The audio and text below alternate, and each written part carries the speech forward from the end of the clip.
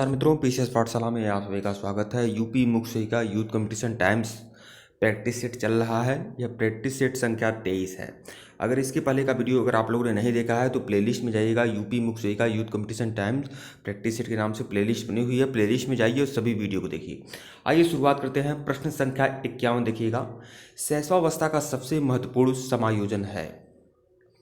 तो शैशवावस्था का सबसे महत्वपूर्ण समायोजन क्या है, ये आपको बताना है।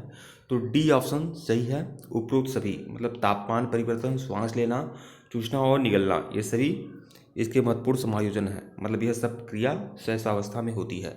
तो विकल्प डी जो है वह आपका सही है। नवजात अवस्था जो होती है वह जन्म से लेकर 2 सप्ताह तक की अवस्था मानी जाती है, नवजात अवस्था। और इस अवस्था को समायोजन की अवस्था भी कहते हैं, क्योंकि इस समय शिशु गर्भाशय के आंतरिक वातावरण से बाहर निकलकर बाह्य वातावरण में समायोजन स्थापित करने की कोशिश करता है। तो विकल्प डी जो है वो आपका सही है। प्रश्न 52 देखिएगा। मानव विकास होता है क्रमिक, निरंतर, वैयक्तिक या उपरोक्त सभी। तो मानव विकास जो होता है क्रमिक भी होता है, निरंतर भी होता है, वैयक्तिक भी होता है। मतलब विकल्प से भी सभी। विकल्प डी जो है वो आपका सही है। मानव के विकास की प्रक्रिया जो होती है जन्म से लेकर पूर्व तक, जब वह माता के गर्भ में आता है तभी से आरंभ हो जाती है। और जन्म के बाद शैशवावस्था, बाल्यावस्था, किशोरावस्था, प्रौढ़ावस्था तक क्रमशः चलती रहती है। तो विकल्प डी जो है वो आपका सही है। प्रश्न 53 देखिएगा। परिपक्वता के दौरान फाइलोजेनेटिक फंक्शन का उदाहरण हो सकता है। परिपक्वता के दौरान फाइलोजेनेटिक फंक्शन का उदाहरण क्या हो सकता है। तो 53 का ए ऑप्शन सही है। बैठना और चलना फिरना, यह सभी उदाहरण हो सकते हैं। 53 का ए, परिपक्वता के दौरान फाइलोजेनेटिक फंक्शन का उदाहरण बैठना और चलना हो सकता है। तो विकल्प ए जो है वह आपका सही है। देखिए मित्रों, प्रतिदिन 9 PM मतलब रात के 9 बजे, ध्यान रखिएगा, प्रतिदिन रात के 9 बजे लाइव टेस्ट होता है। और 2 लाइव टेस्ट मैं दे चुका हूँ और आज मैं फिर रात में 9 बजे लाइव आऊँगा। रोज़ रात में 9 बजे मैं लाइव टेस्ट लेता हूँ। 8 या 10 क्वेश्चन की प्रैक्टिस सेट होती है और फुल व्याख्या के साथ होती है, और उसे नज़रअंदाज मत करें। और उसका PDF जो होता है वो टेलीग्राम पर भी मैं देता हूँ। और जो लोग सबसे ज़्यादा क्वेश्चन सही करते हैं उनका अनाउंसमेंट भी होता है टेलीग्राम पे। तो यह जो PDF टेलीग्राम पे मिलता है और रात में 9 बजे लाइव टेस्ट होता है यूट्यूब पर। तो आप लोग सभी लोग सक्रिय रहिएगा रात में 9 बजे, और प्रतिदिन होता है। प्रश्न 54 देखिएगा। निम्नलिखित भोज्य पदार्थों में से किसमें कोलेस्ट्रॉल है। हरी पत्तेदार सब्जियां, चावल, अंडे या मूंगफली। तो कोलेस्ट्रॉल किसमें है ये आपको बताना है। 54 का सी, अंडे। अंडे में जो है कोलेस्ट्रॉल ज़्यादा होता है। तो विकल्प सी जो है वो आपका सही है। कोलेस्ट्रॉल जो होता है लीवर से उत्पन्न होने वाला एक मोम जैसा पदार्थ होता है। मतलब वसा से उत्पन्न होने वाला एक मोम जैसा पदार्थ होता है। स्वस्थ शरीर की एक निश्चित मात्रा में कोलेस्ट्रॉल की जरूरत होती है, परंतु इसकी अवधि मात्रा शरीर में हार्ट ब्लॉकेज, दिल का दौरा या हृदय संबंधी अन्य बीमारियों को जन्म देती है। कोलेस्ट्रॉल जरूरी है शरीर के लिए, लेकिन इसकी अधिक मात्रा से बहुत सारी हानियाँ भी होती हैं जो मैं आपको बताया हूँ। तो विकल्प सी, कोलेस्ट्रॉल जो होता है अंडे में सबसे ज़्यादा पाया जाता है। प्रश्न 55 बताइए। ये है लाइसिन पाया जाता है। लाइसिन किस में पाया जाता है। तो चावल में जो है वह लाइसिन पाया जाता है। अब यह क्या है मैं इसे समझा देता हूँ। लाइसिन एक प्रकार का एमिनो एसिड होता है। एसिड का मतलब अम्ल, एमिनो अम्ल होता है। यह दाल में पाया जाता है और यह प्रोटीन के जैव संश्लेषण में आवश्यक तत्व है तथा वह हमारे शरीर में संश्लेषित नहीं होता है। अतः हमें लाइसिन युक्त पोषक पदार्थ बाहर से लेने पड़ते हैं। तो विकल्प डी जो है वो आपका सही है। लाइसिन किसे पाया जाता है। अंकुरित अनाज में, दाल में, पनीर में और मांस में प्रचुर मात्रा में मिलता है। तो विकल्प डी जो है वो आपका सही है। प्रश्न 56 देखिएगा। टमाटर की सॉस में प्रयुक्त किया जाने वाला परिरक्षित पदार्थ है। तो टमाटर में की सॉस में क्या परिरक्षित पदार्थ होता है। Sodium benzoate, sodium benzoate. तो विकल्प बी जो है वो आपका सही है। टमाटर की सॉस में प्रयुक्त होने वाला परिरक्षित पदार्थ क्या है। Sodium benzoate. तो विकल्प बी जो है वो आपका सही है। प्रश्न 57 देखिएगा। अंगूर, संतरा, अनानास आदि में बनाए गए स्क्वैश में यह डालकर परिरक्षित किया जाता है। तो क्या डालकर परिरक्षित किया जाता है। अंगूर, संतरा, अनानास आदि में बनाए गए स्क्वैश में पोटेशियम मेडा बाइसल्फाइड, पोटेशियम मेडा बाइसल्फाइड डालकर परीक्षित किया जाता है। मतलब अगर अंगूर संतरा अनानास आदि से स्क्वैश बनाए जाते हैं, जैसे एक स्क्वैश मेरे हिसाब से एक अचार मुरब्बा की बात कर रहा है, तो अंगूर संतरा अनानास आदि से स्क्वैश अगर बनाए जाते हैं तो उसे एक लंबे समय तक उसे परीक्षित करने के लिए, मतलब संरक्षित रखने के लिए उसमें क्या मिलाया जाता है, पोटेशियम मेटाबाइसल्फाइड। तो विकल्प ए जो है वो आपका सही है। प्रश्न 58 देखिएगा, वृद्धावस्था में होने वाली सामान्य परेशानी जो आंत से संबंधित है। तो 58 का ए, कब्ज। वृद्धावस्था में होने वाली सामान्य परेशानी जो होती है आंत से संबंधित होकर, वृद्धावस्था में कब्ज नमक रोग ज़्यादा होता है। तो विकल्प ए जो है वह सही है। कब्ज पाचन संस्थान का एक आम विकार है, जिसमें मलत्याग बहुत ही अनियमित व कष्टदायक होता है और प्रायः मल में जल की मात्रा कम होने से यह अधिक ठोस हो जाता है, अतः मल त्यागने में परेशानी होती है। तो विकल्प ए जो है वो आपका सही है।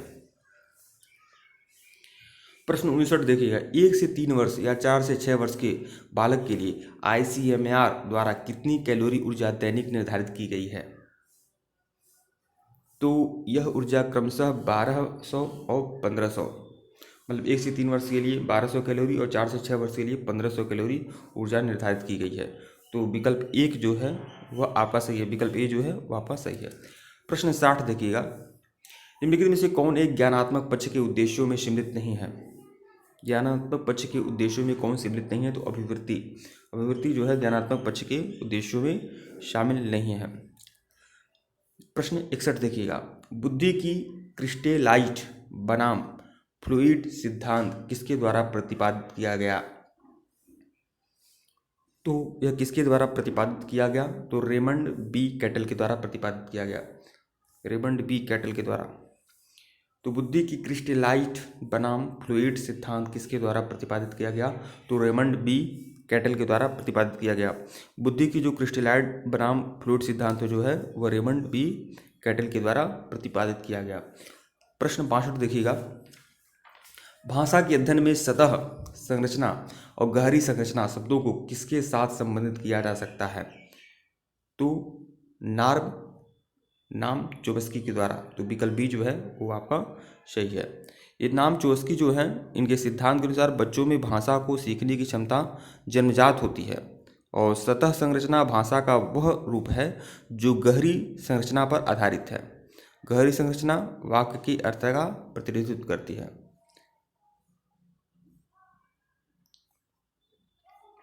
प्रश्न 63 देखिएगा, शिशु विकास यह अध्ययन का वह क्षेत्र है जो मानव वर्धन और विकास के सभी पहलुओं को समझने में समर्पित किया गया है। यह परिभाषा किसने दी है। तो यह परिभाषा है हरलाक महोदय का। हरलाक महोदय ने यह परिभाषा दी है। विकल्प जो है वो आपका सही है। प्रश्न 64 देखिएगा, बाल मृत्यु का कारण क्या है। बाल मृत्यु का कारण जो है पोषण में कमी, अधिक संतान, गर्भावस्था में असावधानी। विकल्प डी, ये सभी बाल मृत्यु के ही कारण हैं। प्रश्न 65 देखिएगा, पीएम बच्चों के बीच कुपोषण का सबसे व्यापक रूप से प्रचलित रूप है। पीएम का अर्थ क्या होता है। पीएम का अर्थ क्या होता है।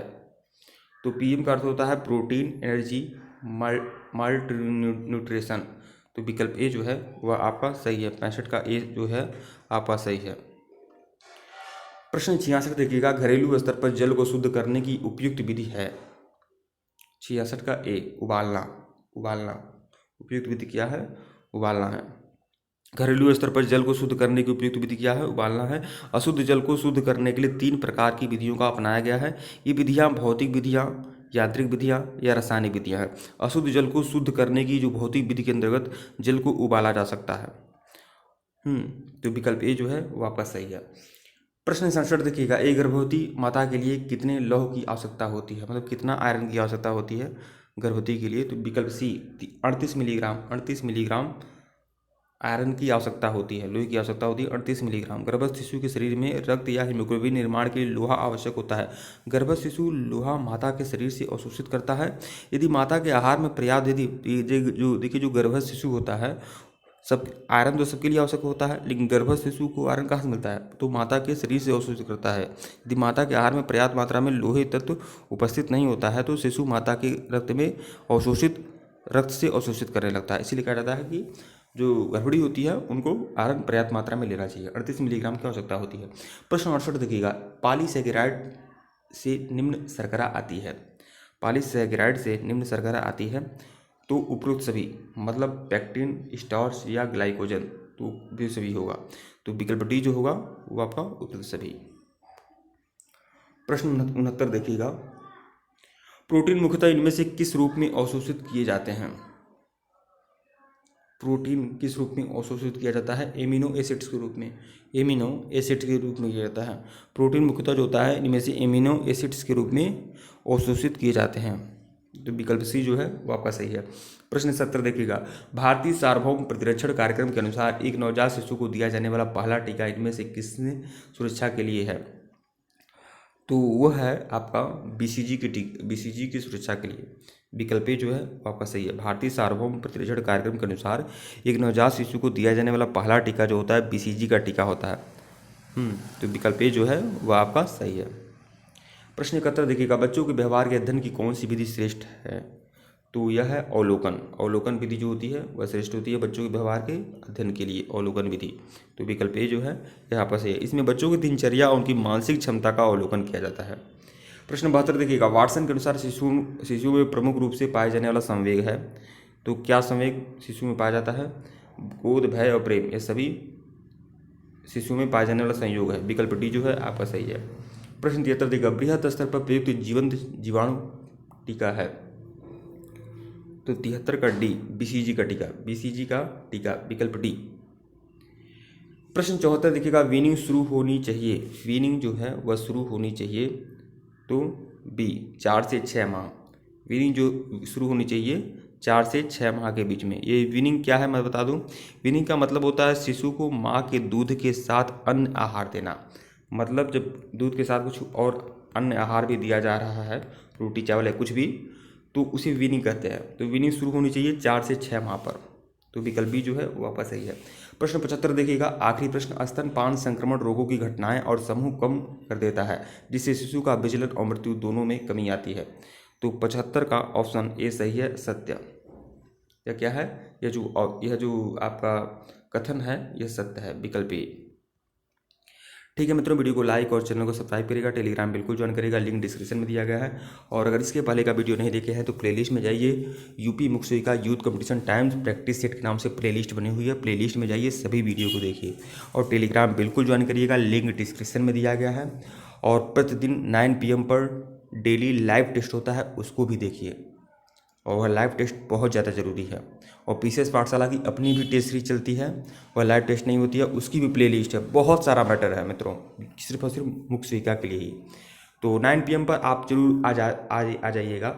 अच्छा नहीं लगता है कि मैं लाइव आता हूं और आप लोग नहीं आते हैं। और अब एक बात फिर बता दूं, यहाँ जो लाइव टेस्ट में जो PDF आपको मिलती है या जो मटेरियल मिलता है वो बेहतरीन होता है, ज़बरदस्त होता है। PDF टेलीग्राम पर शेयर किया हूँ, आप जाकर देख सकते हैं उसकी क्वालिटी।